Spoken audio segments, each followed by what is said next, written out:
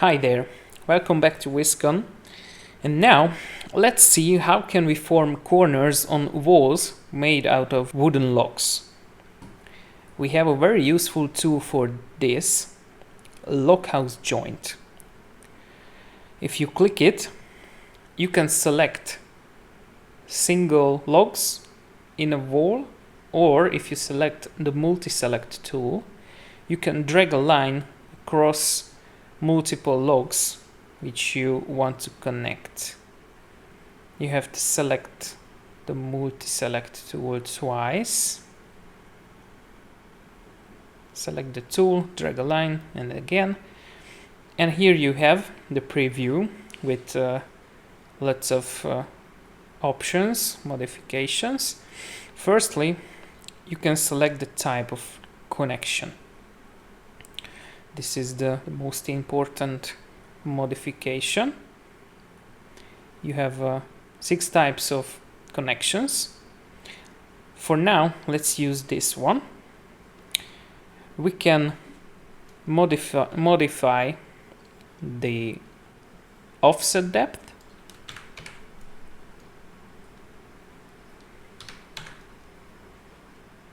See, it modified this corner. You can set a gap between the tenons here. For now, let's stay on 0 with this. Going to the machine control tab, you can set a wall overhang, the recess slope if you want, a bigger slope for a stronger connection.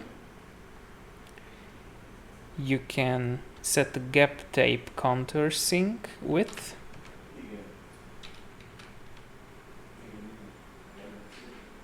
Here's a little pocket now. We created this now. Let's set it back to 0.